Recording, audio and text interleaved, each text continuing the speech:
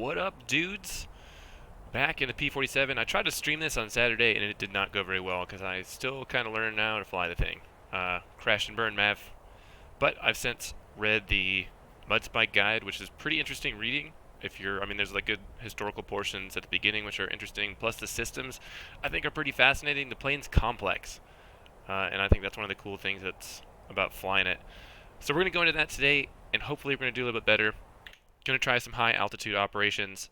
This is the P-47, the Republic P-47 Thunderbolt, the precursor to the A-10, same company, same namesake, and it had a lot of those redundancies that made it survivable during the war. And unlike, for example, the P-51, which had a liquid-cooled engine, we've got the big radial engine here that's air-cooled, so it could actually take quite a bit of damage and still keep flying.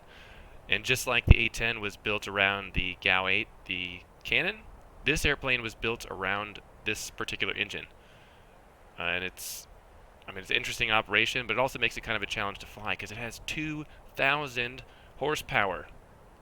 And in fact, if we use what's called the war emergency power setting with the turbo supercharger and the water methanol mixture, it gives us 2,400 RPM, which is freaking nuts. It is nuts. It is a big plane, though. And it's a big plane because of that. So down here at the bottom, you can see obviously the radial engine around there. At the bottom is an air intake that goes all the way to the back of the plane, where we got the turbo supercharger right underneath the star, basically. And there's a little port that opens up. That's our intercooler. That cools down the air that's going in there. Cools down the operation, because obviously the turbocharger is taking in cold, less dense air, and it's basically increasing its density to be used by the engine. So let's see, go through here. Park and brake set. Number one, pull that. Toe brakes down. Let go of the toe brakes. Let go of the parking brake. And I got some kneeboard action here, specifically for the P-47. So brake checks. Set fuel selector main. Boost lever is off. Boost lever is on the far left side. Can't really see it there. That black ball there. Prop mode. Props full fine. Constant speed is on, and it's on auto. That's good. Fuel booster, go ahead and turn that guy on. Generator on. Air filter we're not going to need. That's basically for pilots breathing air. And we would need to prime it. So let's go. Unlock in 1, 2, 3, 4. And make sure you lock that bad boy. That is how we had an engine failure at one point. Crack the throttle. Battery on. Oil cooler. So it says, the oil cooler, I'm going to go ahead and put that to neutral. That's fine because we want to actually close the door a little bit, which is behind. It's that black flap right behind the engine cowling that you can see right there. That's the oil cooler. And I'm going to keep the intercooler closed because we don't need to do that. We're not going to be using the turbocharger until we're probably above 8,000 feet. Mags, both. And we're going to engage the starter for 1 second. And now we're going to flick it to the energize portion. I don't know if you guys can hear this. There's like a noise where like the flywheel is spinning itself up. We're supposed to hold this for 15 to 20 seconds.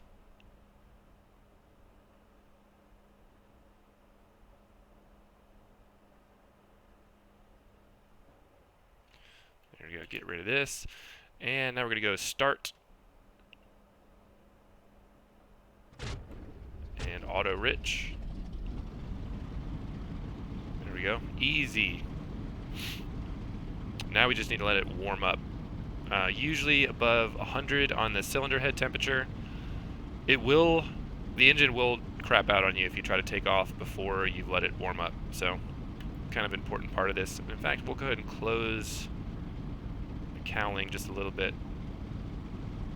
Same thing with the oil cooler.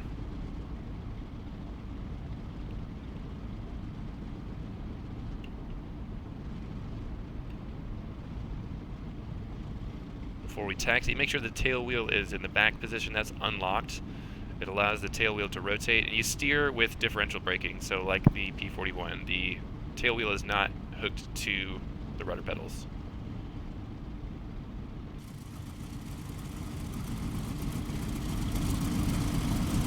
plane sounds really good. Also, these are all, I got this through the free-to-play thing. It's still going on for another 8 days. It's on Steam and the DCS launcher. Pretty much all the modules are available. So if you want to test them out and stuff, I think I'm going to buy this one because it is badass.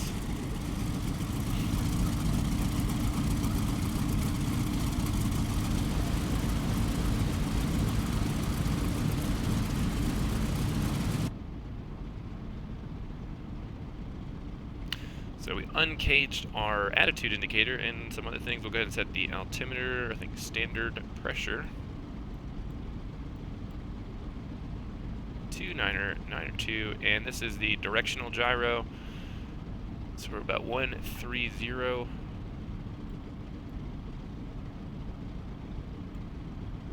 And in terms of navigation, that's pretty much all there is. I don't think that there's, I mean, we've got a radio over here, but I think it has preset frequency. So I can turn it on. You got 4 channels that are preset in the mission editor. So there's nowhere you can use nav radios. There's no ADF like there is in the Mustang. Pretty much only have your magnetic compass and your directional gyro. So you're pretty much visual flying or navigating. And as far as I understand, the oxygen system, there's nothing in the guide about it, and it seems like it comes on automatically. So once we get above 13,000 feet, when it starts to become an issue, usually the blinker will start moving, so you know you get some oxygen flow. We're going to check that out. We're going to see how high we can go today in this thing. Make sure we're takeoff trimmed. Takeoff, a little aft of neutral.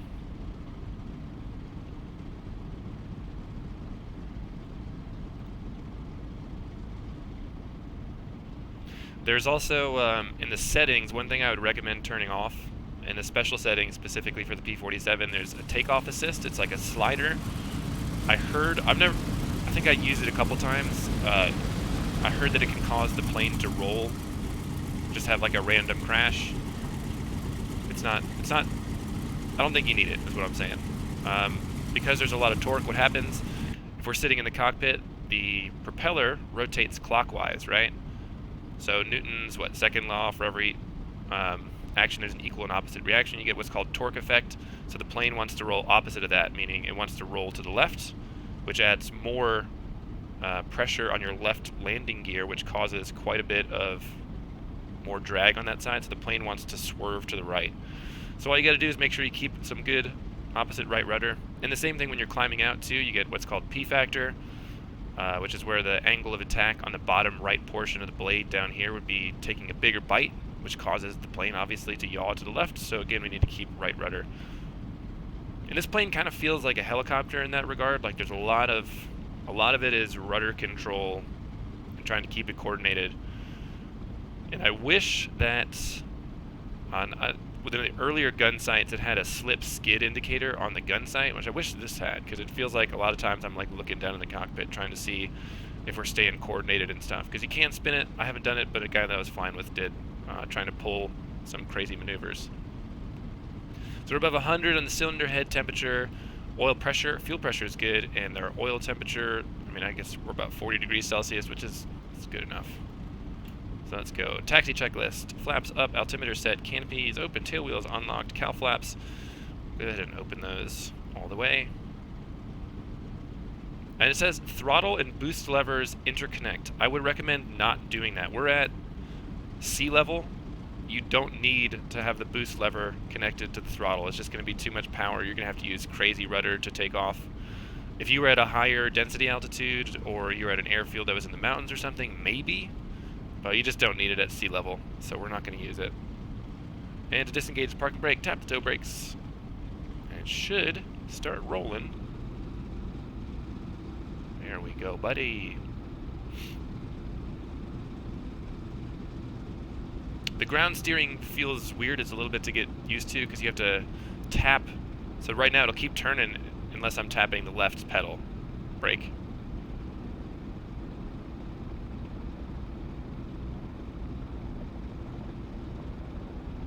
What I want to do, I want to climb up high enough to see when we can get the turbine to overspeed. kind of see what I'm talking about as we start to climb. Because the higher you go, the more power you're going to get from the turbocharger.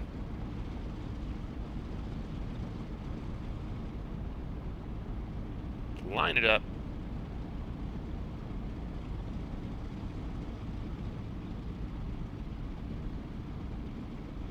Hold the brakes, and we're going to lock the tail wheel now. Just do a quick check here. Takeoff. Artificial horizons uncaged. Trims are set. Flight controls. Free and correct. Canopy. Yeah, so I've heard that you're supposed to leave it open, or it's recommended to leave open in case there was an emergency, you had to get out or something. We're going to hold the brakes, bring it to 30 inches manifold pressure, check the temperatures and pressures, then we're going to release, and we're basically going to go full throttle, 2,700 RPMs, and it should get us to about 50-something inches of manifold pressure we could use for takeoff. Don't need to do it because we're light. I mean, I've got basically a half load of fuel and just gun ammo, but just follow the checklist here. So again, hold the brakes, go to 30 inches manifold pressure.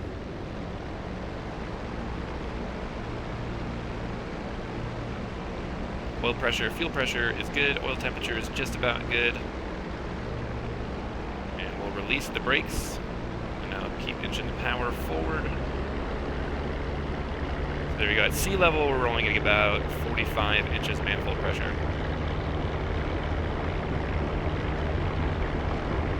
Just a little bit of right rudder. It's hard to see the runway. There we go, keeping the right rudder in. Gear.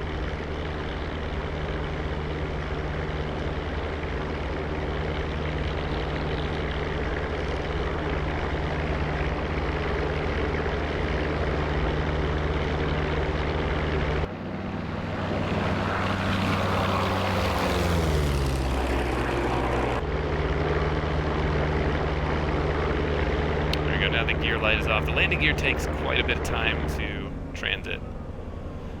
We're going to go back to 2550 on the RPM.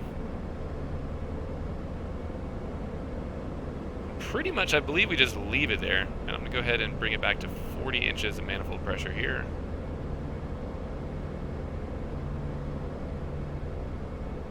And we'll start closing the cowl flaps up there on the nose. Apparently that causes a lot of turbulence that disrupts the airflow. It doesn't damage them, but it says down here, do not open cowl flaps above 225 miles an hour indicated. And we're coming up on 200, so we'll just go ahead and close those.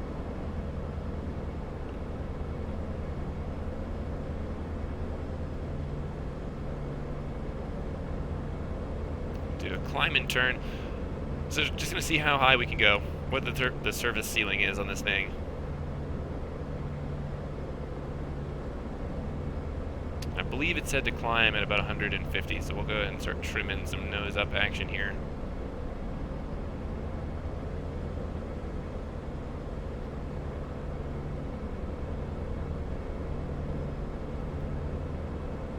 The higher we go, the less dense the air is, so our manifold pressure is going to keep dropping.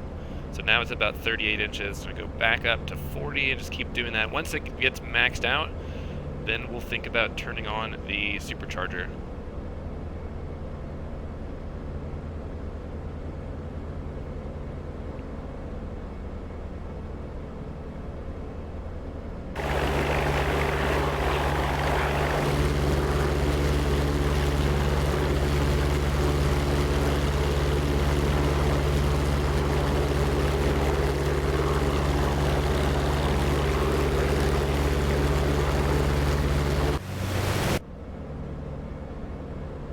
So there are some bombers and stuff out there. They're not armed or anything, they're basically just there for us to go shoot. Keep inching up the throttle.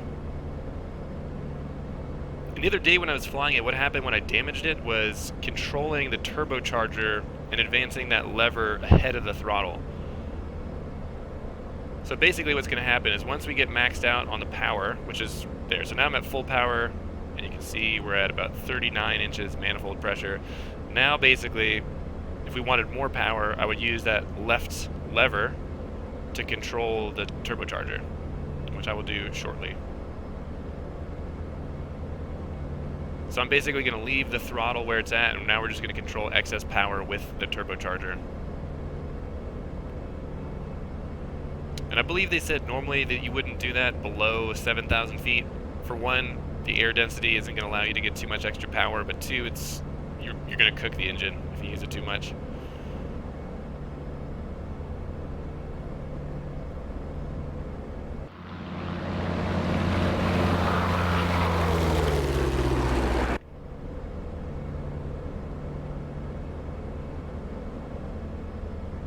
In a dogfight, this at low altitude would be... I don't think you're going to be winning against like a 109 or a 190 or a P-51 or something. I think all those are going to have probably a rate advantage. And this thing's heavy. It's like 10,000 pounds is your empty weight. So it rolls well, but I don't think it's going to turn well. Where it would kick ass is if you were at altitude. 15, 20,000 feet. I think a lot of those airplanes, like the 109, you're not going to stand a chance up there. So I guess what I would do is hightail it, just try to get up to altitude. So now we're getting to 7,000 feet, so I'm going to go ahead and open the intercooler. And we're about to start kicking in some turbocharger here. So the intercooler are these ports. You can see it open now on the back there. That's where the supercharger is. So we're at 35 inches of manifold pressure, and I'm just going to start to increase that. So now our turbo RPM is coming up. And again, at these altitudes, you're not going to get max power. The higher you go, the thinner and cooler the air becomes, the more power you're going to get from the supercharger. So if we go full power now, we'll see what it does RPM-wise. About 1100. The oil temperature is climbing, so I'm going to go ahead and open the oil cooler. And we're basically just watching temperatures here. You want to keep it, I guess, below 260 cylinder head temperature.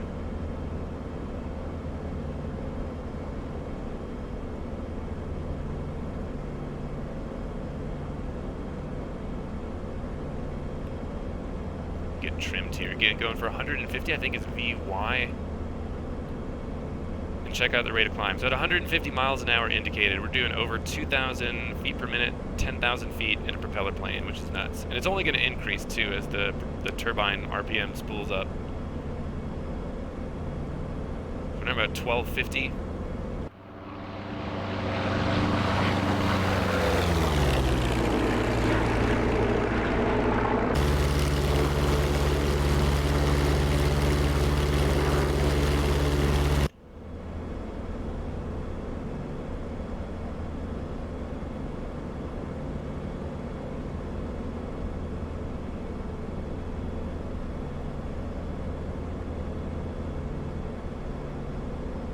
It is difficult to trim this thing. There's a lot of stuff going on. Once we get up a little higher, on the side of the throttle is a silver thing, there's a button right there that allows us to inject a water and ethanol mix into the cylinders, which then is going to give you an additional 400 horsepower. So once we get above 20,000 feet, I'll hit that for a second and see what it does. I don't think that you would do it for a significant period of time, but if you needed to get a little bit of extra power, if you're in a dogfight or something, you'd have it. You can also hear the turbine spinning now.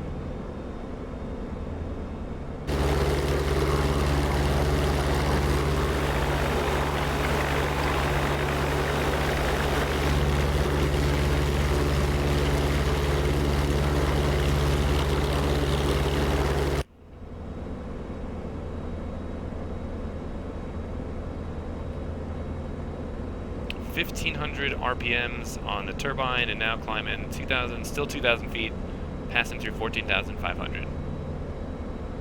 And actually go steeper, get it trimmed here for 150.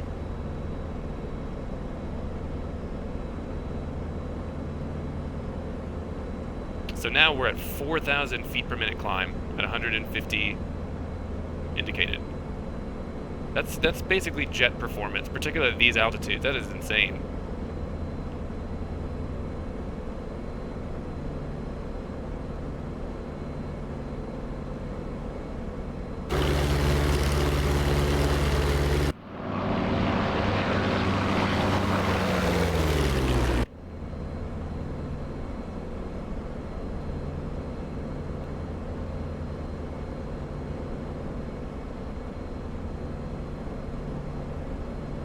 open the oil cooler a little bit more. That was getting hot, but the temperatures now, because we're climbing, the air is getting cooler. It's staying about 220, which is good. Also now the oxygen, the blinker is indicating that we're getting some oxygen flow. So I'm guessing that just, it senses pressure and it opens automatically. At these altitudes, we'd be passing out now without it anyway, just passing through 17.5.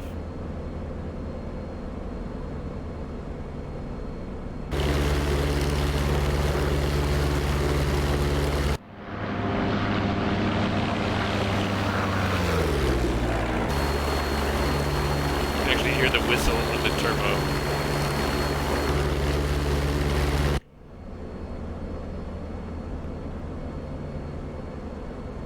And I believe the max RPM for the turbo is 22 or something like that, so once we get to an altitude where we're getting near, that light should turn on.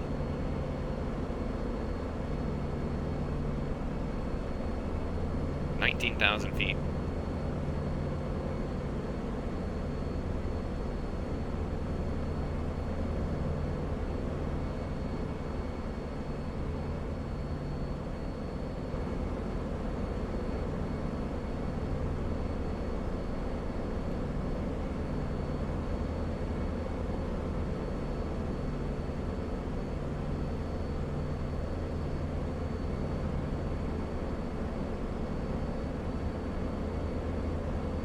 Now 20,000 feet, still climbing over 2,000 feet per minute. 2,500 feet per minute. Temperatures and pressures are all good.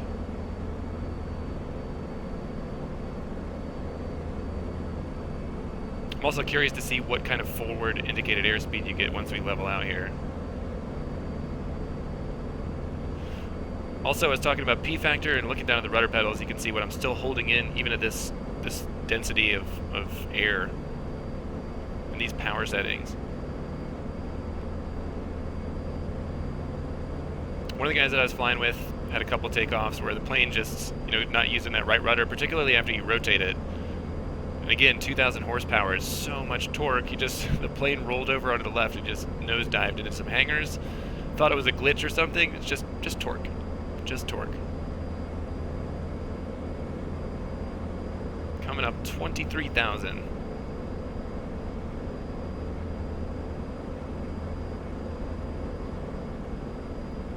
Cylinder head temperatures have climbed a bit. That's probably what you expect. So we're going to get in your 2,000 RPMs on the turbo.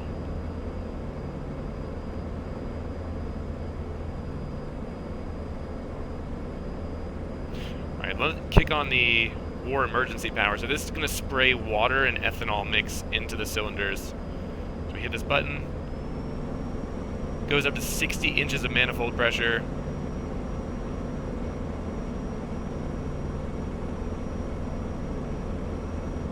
Yeah, the temperature shoots up pretty fast there.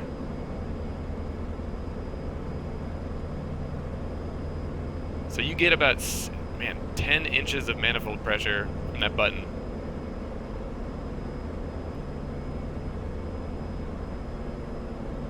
Passing 25,000, climbing 2,500 feet per minute. What an insane airplane.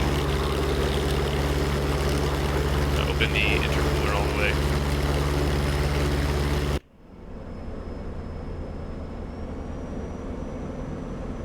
Yeah, so that overspeeds.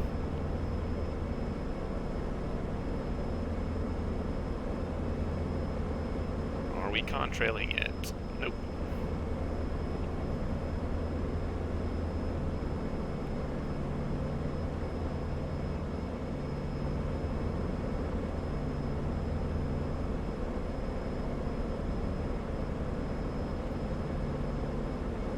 $26,000, still climbing. Kind of turn it south here, stay near the coast, in case anything blows up.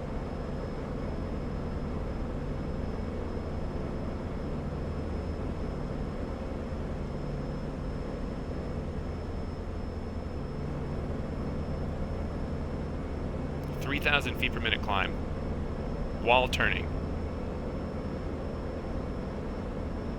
And we're probably getting near that overspeed here too. That's 2,100 RPMs. 27,500 feet.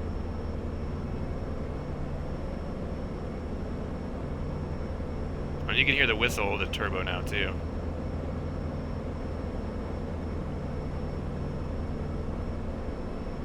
Still holding in that right rudder.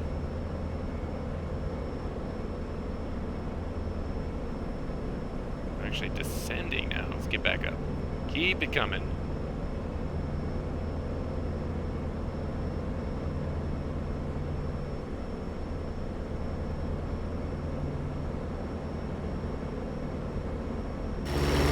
Oh yeah, now we're contrailing.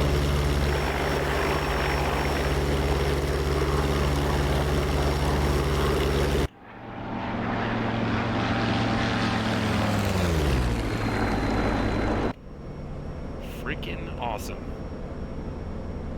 Almost at 29,000 feet.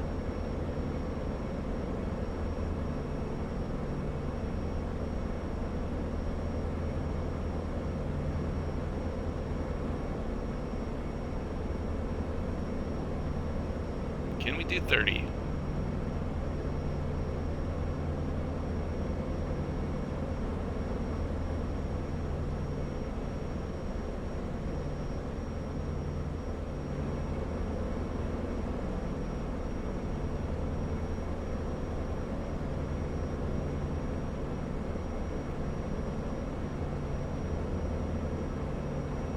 Still climbing at 2,000 feet per minute now, and I'm at 170 miles an hour indicated. So that's actually, we could probably do better, because like I said, VY is 140 to 150 miles an hour. So let me bring the nose up a smidge. There's 3,000 feet per minute, past 30,000 feet, 30,500, and there's the turbine overspeed. So I'm going to level it off here and then bring that back a smidge. Let's see what kind of airspeed we can get here. We're doing temperatures decent. So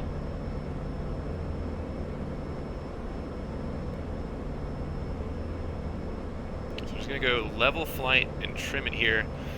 And this is indicated airspeed, right? So basically what happens with your pitot-static system, you need the same...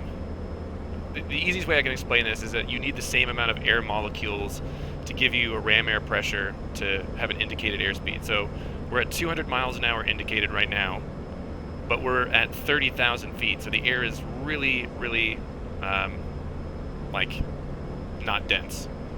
Which means that our true airspeed is probably closer to 300 something miles an hour right now. There's no wind.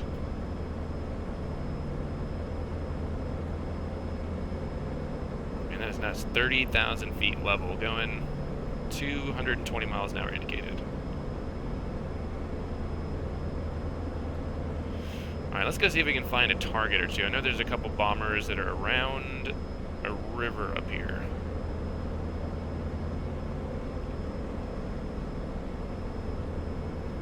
Gun camera rheostat there. There we go.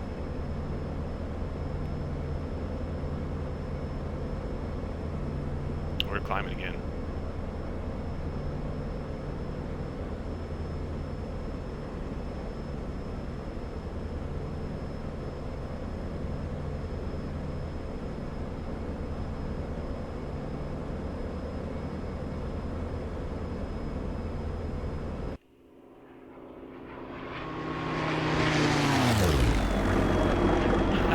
That turbo whistle. Freaking sick.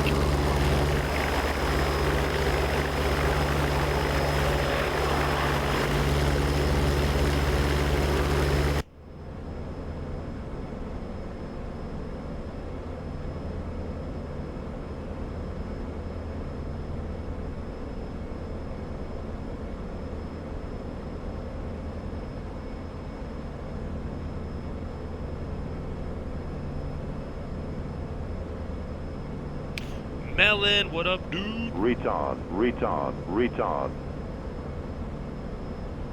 Dude, look at us. We're at 30,000 feet. Going 220 indicated. This thing is insane. Working? You back to work already? Shit. Yeah, I gotta go to the airport here in a little while. Gotta teach about some bullshit, but had some time to jump in here in my little P-47.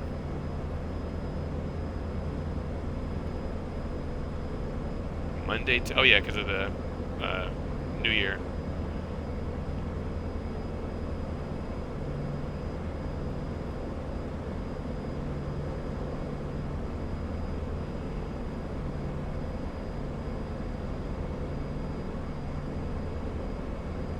There should be some bombers flying around here for us to shoot.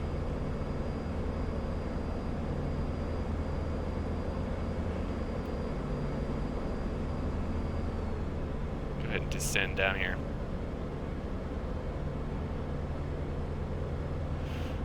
Like when I get the power, turn off the power, basically you can see the slip skid indicator just go wild, because for every different change in power, you're getting changes in torque, so even right now I'm just descending. It's kind of hard to keep that ball centered.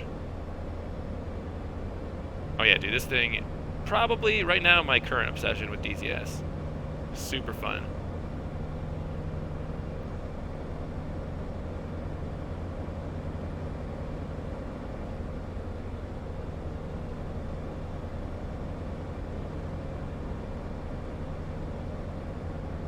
Also now 400 miles an hour indicated. Looking for some naughty boys. I think they're around 12,000 feet, if I'm not mistaken. We're getting 16. Oh, boys.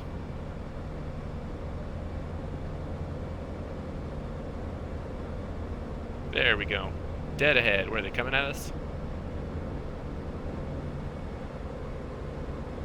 Oh yeah, I saw you were playing a little 2020 in there last night.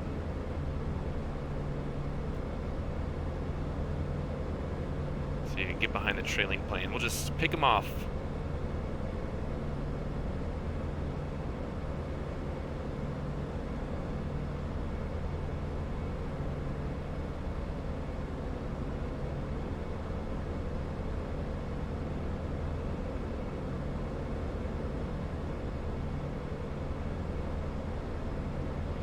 What is the...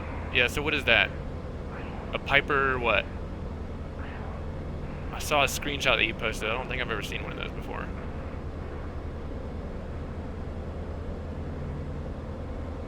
Yeah, slow it down here.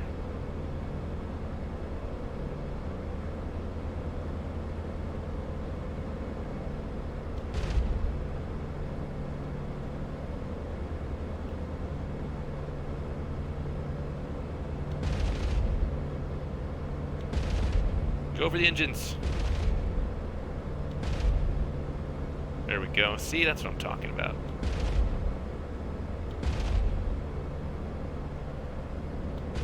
That guy's toast. See ya.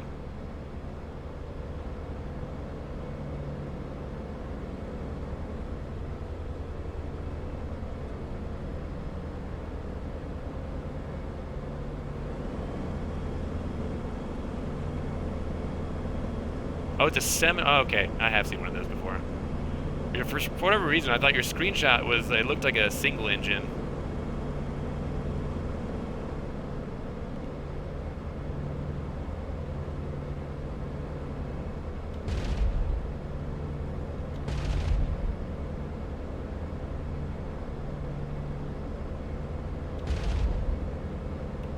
Yo, what's up? The flight on these things is janky as hell. Look at these guys.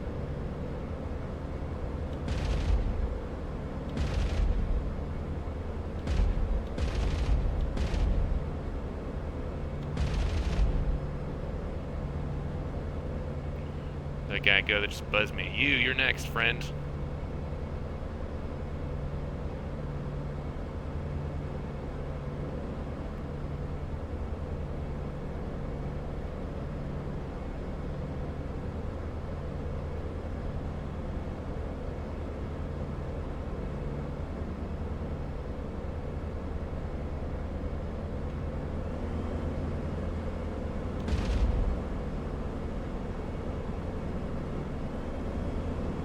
This guy trying to run from me?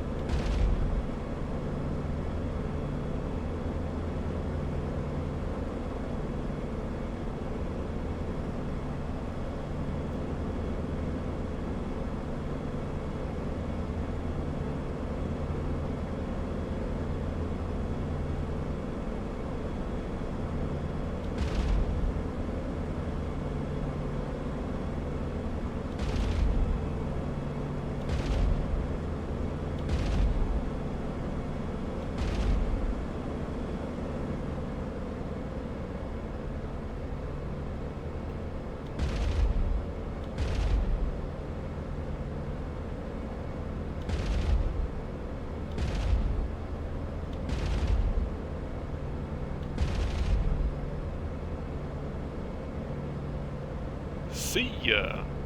He's got one more friend around here somewhere. There's 4 in this group.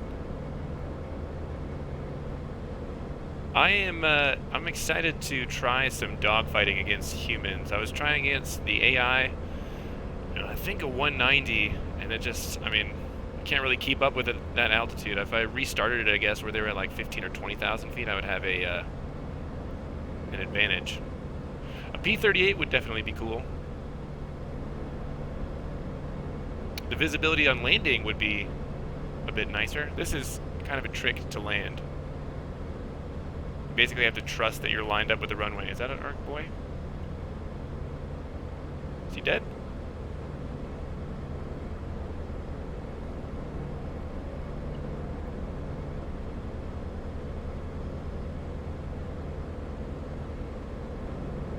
We're doing on fuel 120 something pounds.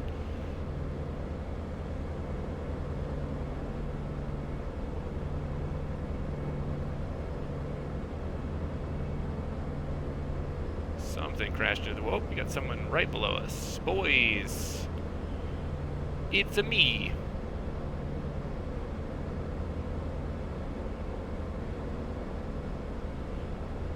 At some point, I may have to spring for that World War II assets pack too. It'd be cool to do some formations with B-17s and stuff. Do you know how much that is?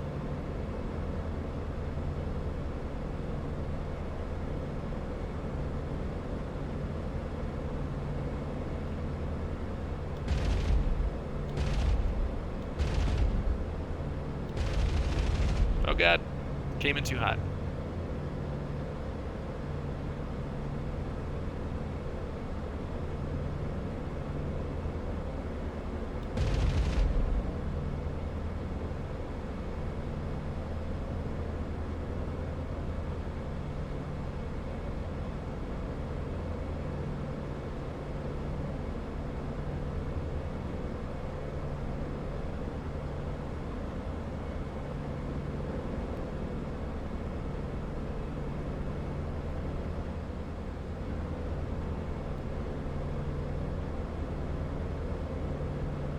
Now we're back down at normal people altitudes.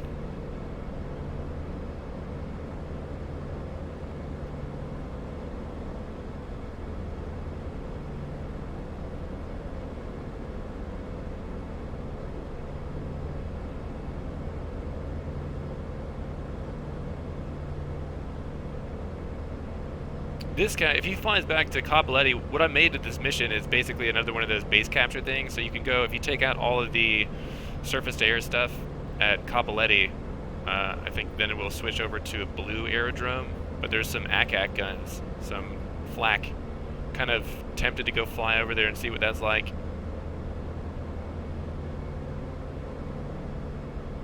Is this guy trying to dive away from me? Come here, boy. Mm-mm.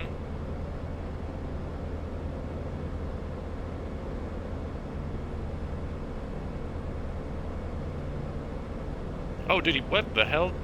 Over-G'd it. Where is Cappelletti?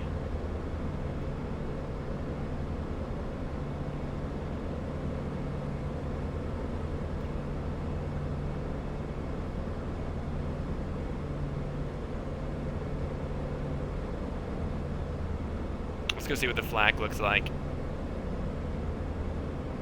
Maybe test the survivability.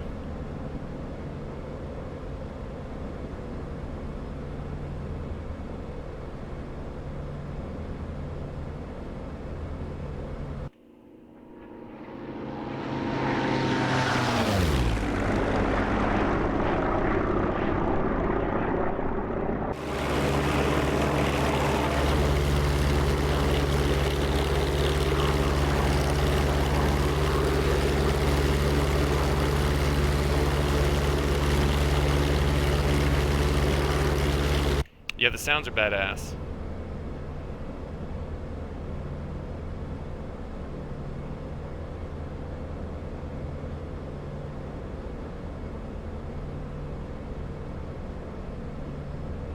Am I flying towards it or no?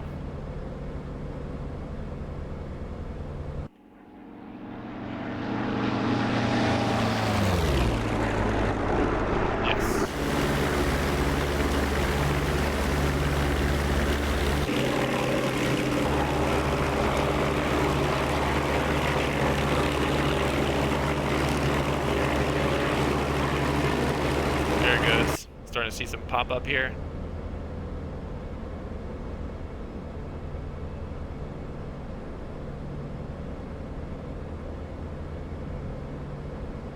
Oh shit.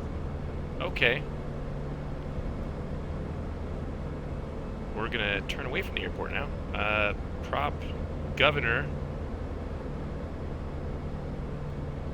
Wow, okay.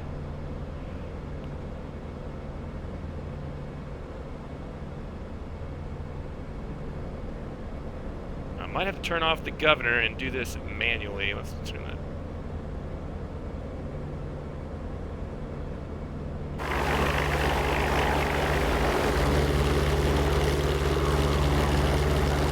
Definitely leaking something.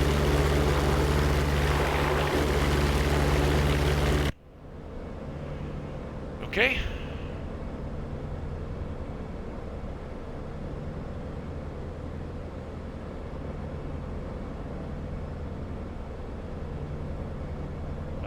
Okay, this oil temperature is at 0.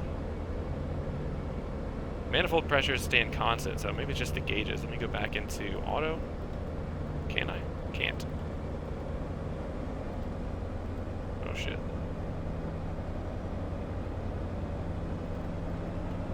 No! I can't. Oh god.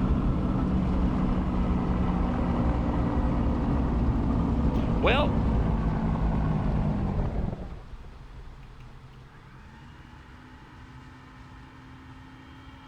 There's another forced landing, boys. Fuel off. Battery off. Mags off. Best glide, probably like 150, I'm guessing. Trim? Trim it?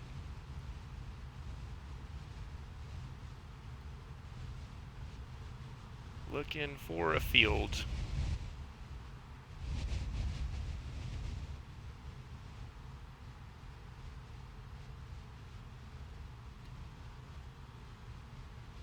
Don't want to land near telephone wires. What do I got? How about just north of those power lines? Can we make it there?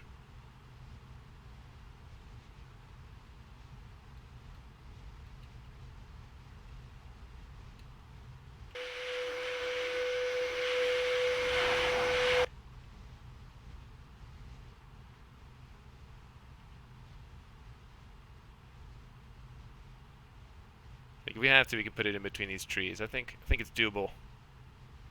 Keep 150, 150.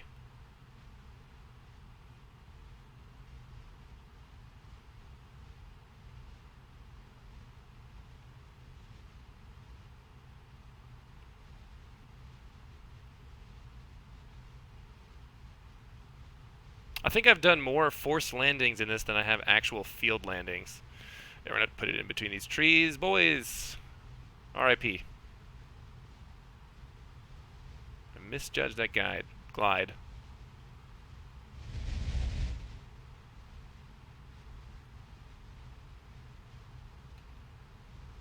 Actually, we got it. We got it.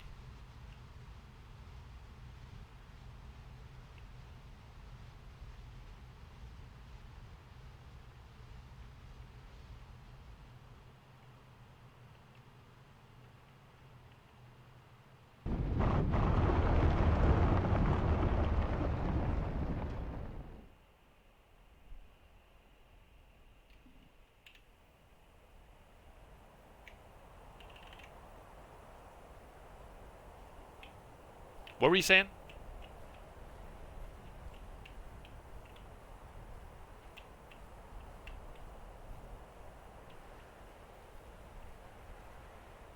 We are alive. Man, that flak thing.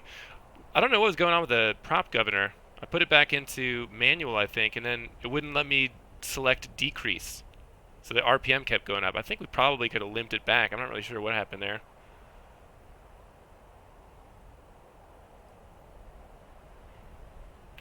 I'm going to do one more. I'm going to do a pattern just so I can try landing to show myself that I can do it.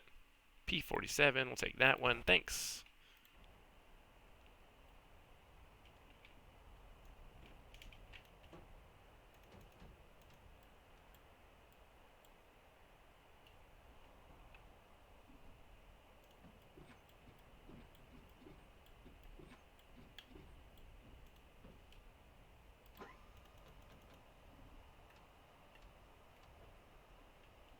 It didn't. I actually did that in midair the other day. I was going after one of those bombers and I got a little bit too close. Ended up grazing the top of the wing and it bent the prop. Another forced landing off field. All survivable though. I haven't had one where I've crashed and died yet. This thing likes belly landing.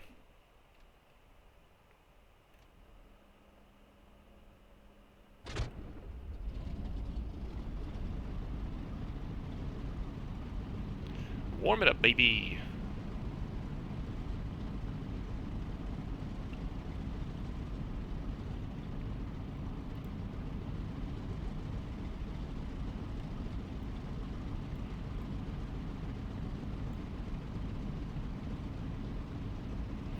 Honestly, it's easier to land it like that than it is with the actual landing gear.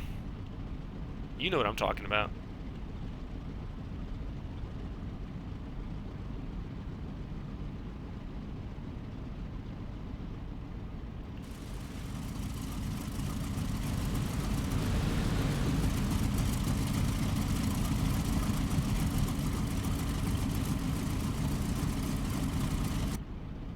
Check out this knee board I got. Checklist, baby. Also, I've got emergency procedures, which I should have taken a look at here. Emergency, what do we got? Exit during flight, engine failure during flight, nose down, ignition off. Did that.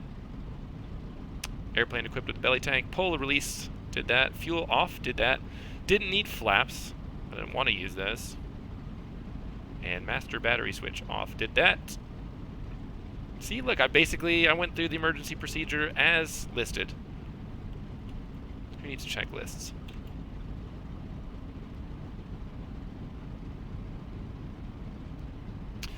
It's true. Yeah, I would basically take off, do pattern here. By the time I make my crosswind turn to the crosswind to the downwind, the landing gear will be up, and then I'm going to be putting them back down. Might as well just leave them up or down. Did I lock this? No. Yep.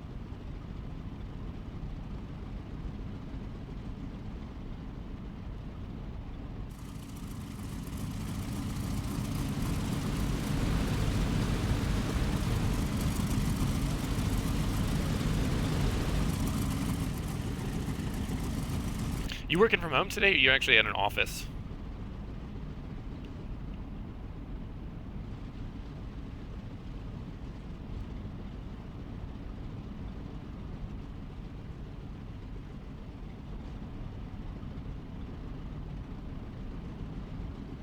From home. Come on, baby.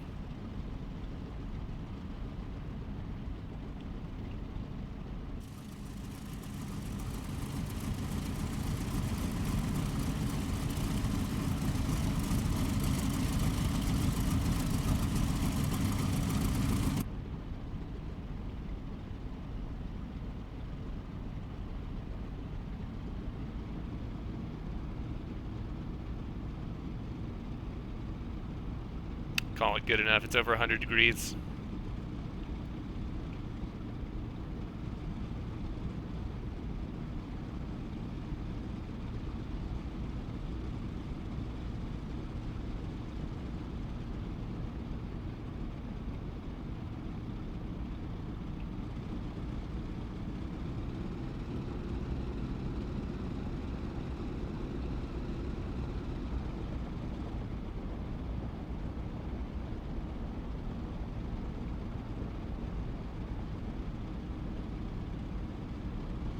Guessing if we were landing on this runway, it would be right pattern, so you're not flying over that town. So we'll do a right pattern.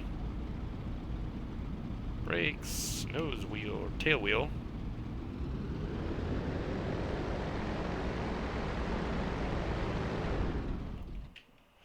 Yeah, see, that's what I'm talking about. It does not like it when you don't let it warm up properly. This isn't the Middle East. This is Caucasus. Can I get it restarted now? I didn't do that.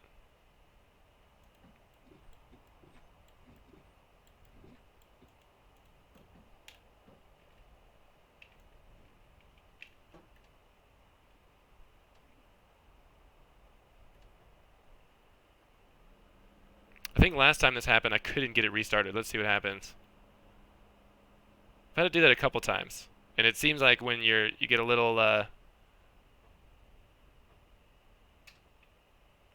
quick to start it here. Yeah, now it won't even turn. What did I do? I didn't do anything wrong. Try one more time. Come on, buddy. What are you doing to me today? Killing me.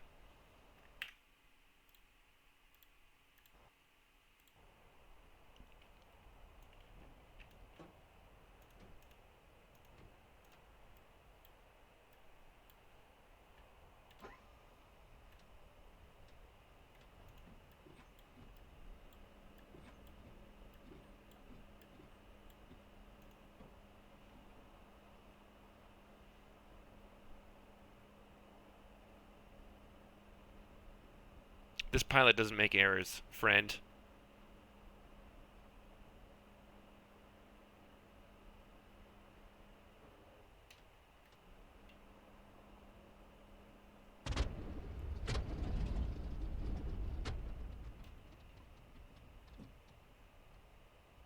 Probably would help if I had the mags on. That was a pilot error. That's what you get for not following checklists. If I had $1 for every time I did that in real life too, I would have several dollars.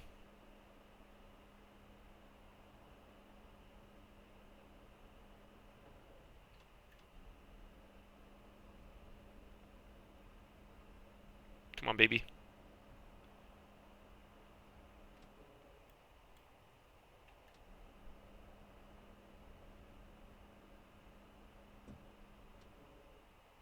Killing me, Smalls.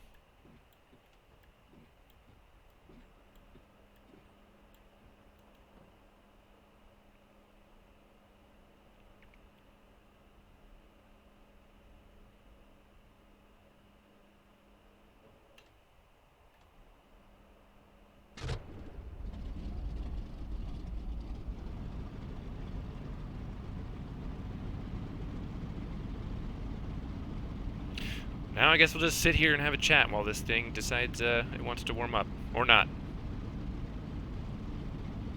At least it decided to quit on the runway and didn't do it in the air.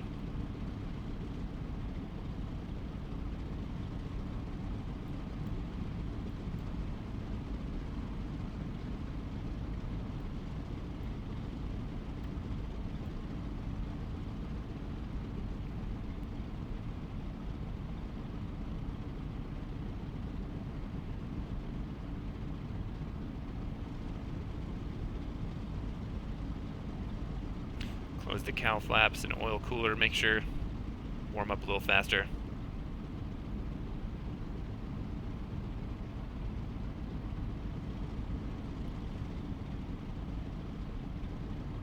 Oh God.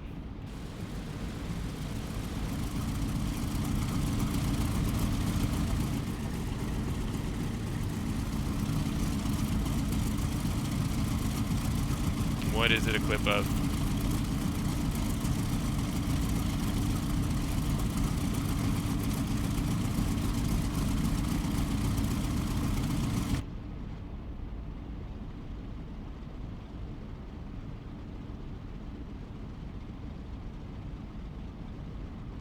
This pile. Oh, thank you. Saved for posterity.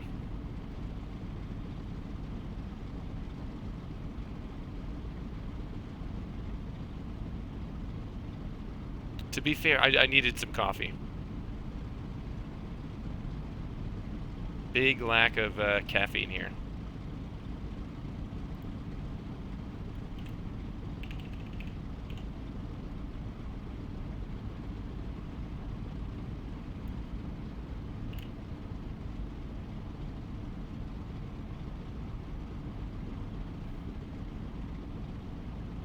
Explain that to the FAA.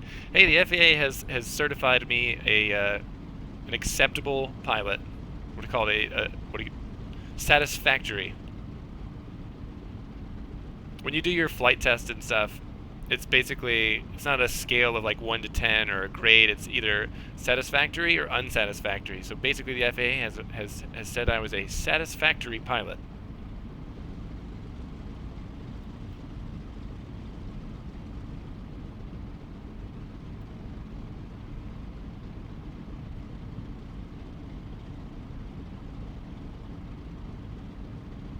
There's no tower here. Is there? There may or may not be a tower here. Unless that's what that is. Shittiest tower I've ever seen.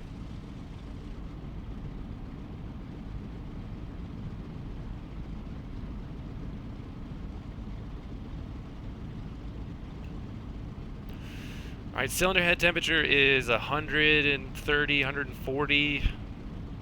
Let's try it again. Let's open up those cowl flaps.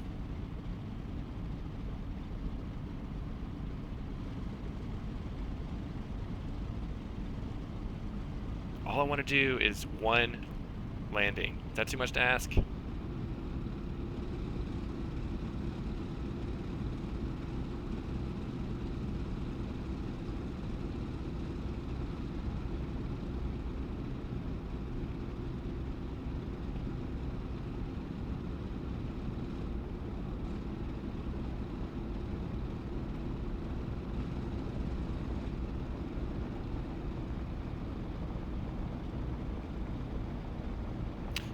Don't need it. I'm not going to be using the turbo for a pattern, so we'll leave the intercooler closed.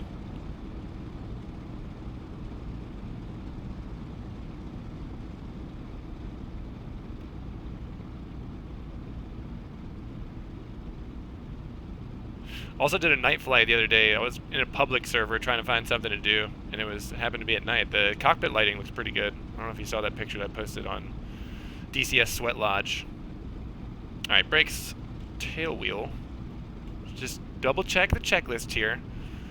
Horizons, uncaged trims are set. A little after neutral. Flight controls checked, set. Tail wheel locked. Canopy, gonna leave that open. Brake supply, 30 inches. McFaddy! What up, dude? Please don't die. 30 inches. Engine hasn't died. Park and brake.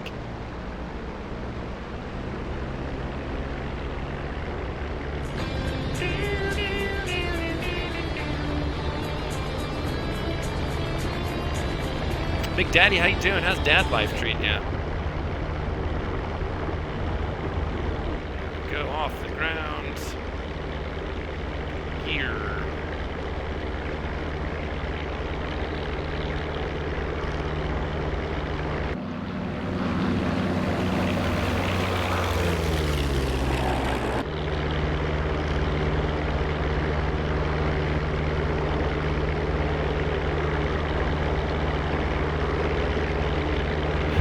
Baby, learning about airplanes.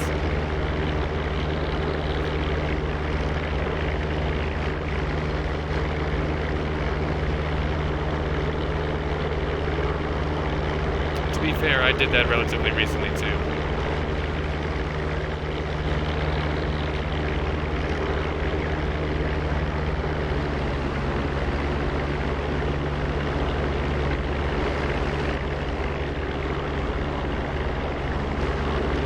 Does he watch you play?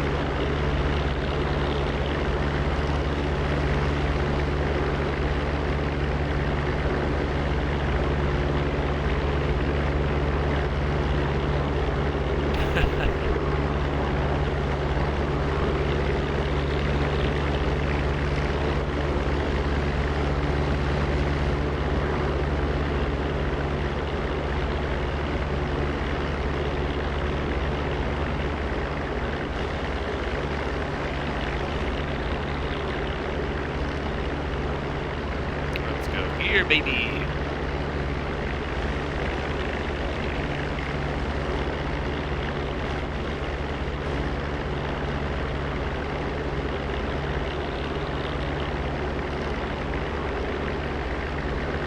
Hey, I know the feeling.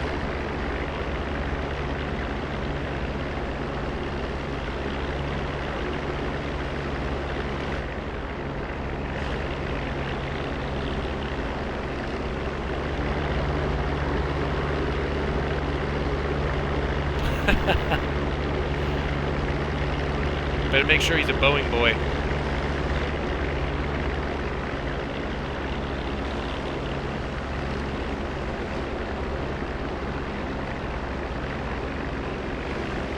pilot's gonna come knocking.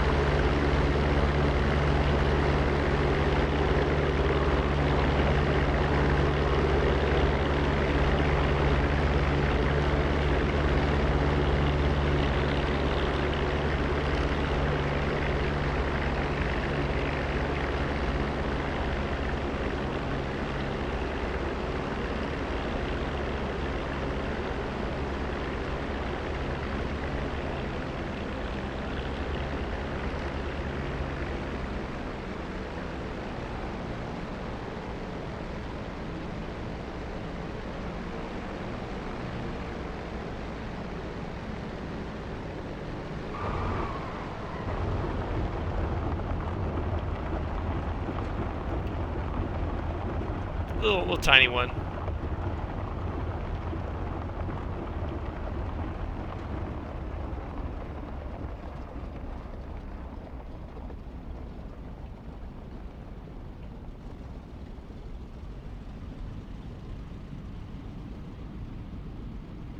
It's kind of hard not to in a tail dragger, eh? Definitely better than my first landing. The plane is still flyable.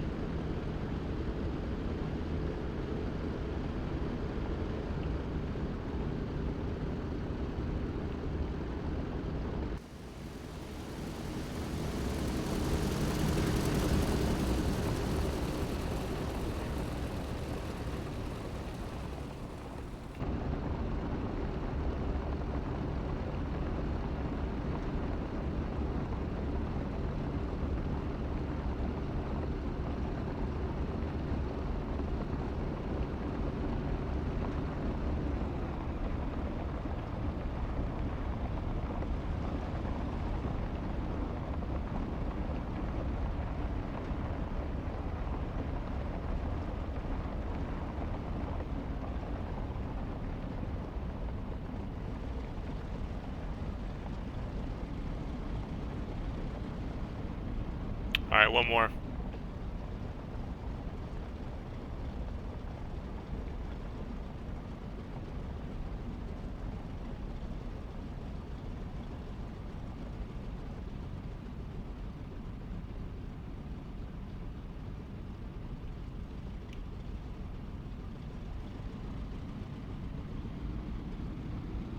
This time land better and don't go wide when turning to final. Yeah, it's true. I overshot it with no wind. Shit pilot. See ya.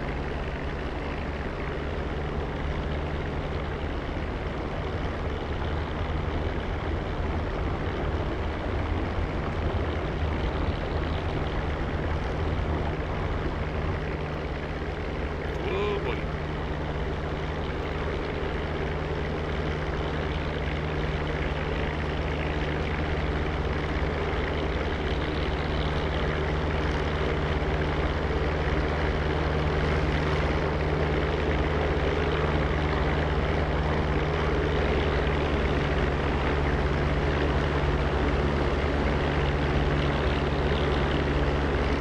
Quit making clips of me, you bitch.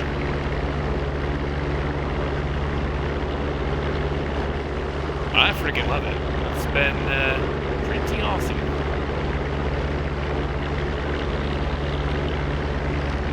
Just had it at 32,000, 31,000 feet.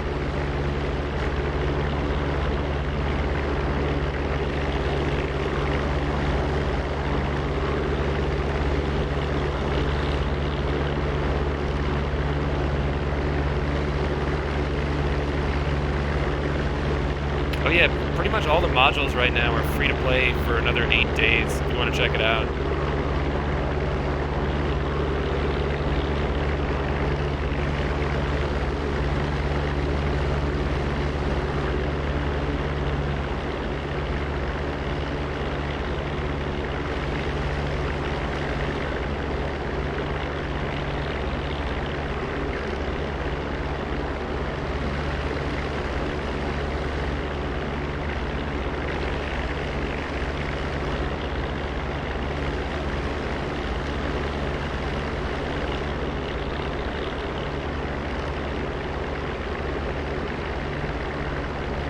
No, so you can download it and use it for 8 days, and then it's you'd have to buy it if you wanted to keep using it. But if you just wanted to test out some modules or see how it flies or anything,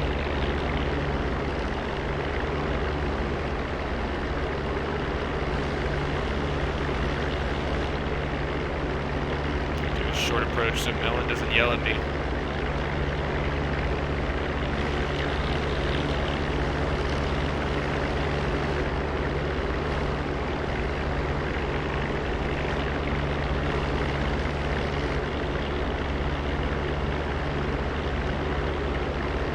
I did, yeah, actually, I haven't played for a long time, and I started getting back into it, and it was right before the wipe, which is always a good time. Back to 0, baby.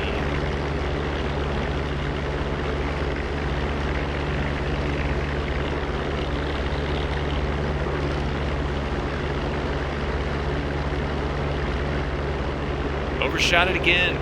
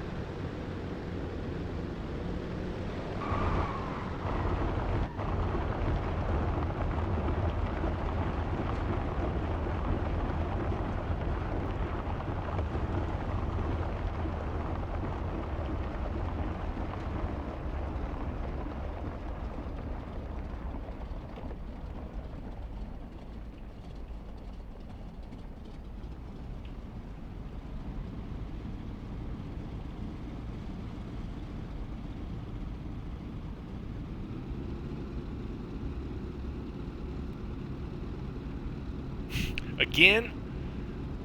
Hungry, dude. I'm gonna shut this thing down and go get some lunch. Plus, I gotta leave soon. We gotta teach about certificates and limitations.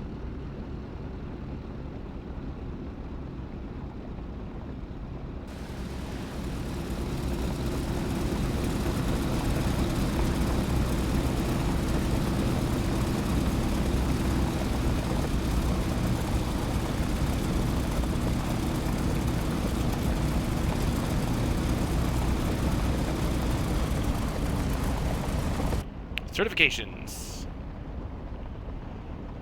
So the FAA doesn't call them licenses, they call them certificates. I have a pilot certificate.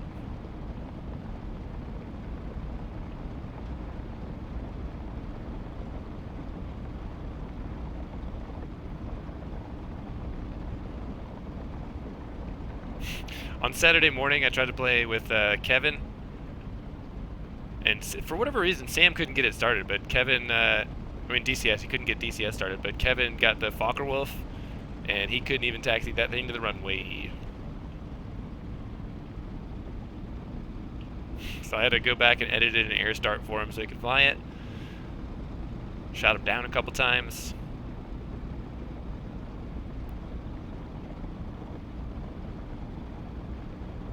Also added some World War II ambiance down here for us. Oh, shit.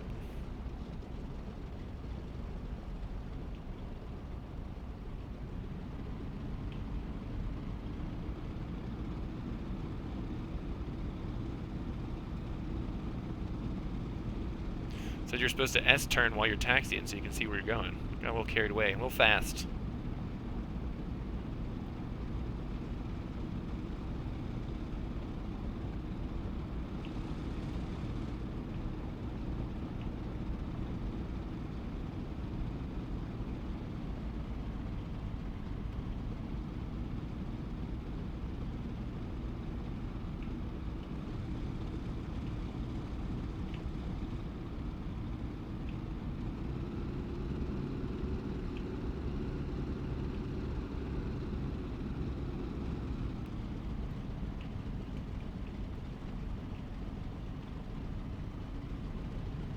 Let's do a live check, see if that works.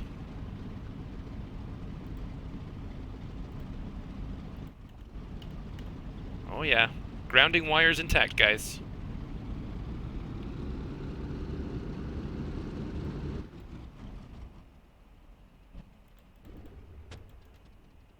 Bam. Freaking sweet. McFaddy. Grab it, dude. It's free. Like I said, free for another 8 days, I believe. So if you want to come fly with us, get a jug. Oh yeah, buddy. We got her grounded. 2 safe landings, 1 unsafe off-field landing, but that we walked away from. You know what they say, any landing you can walk away from is a good landing. So I guess 3 good landings. Parking brake is on, you bitch. Oh yeah, didn't do the fuel. Let's appease Melon. Fuel off. Let's do it. Shut down.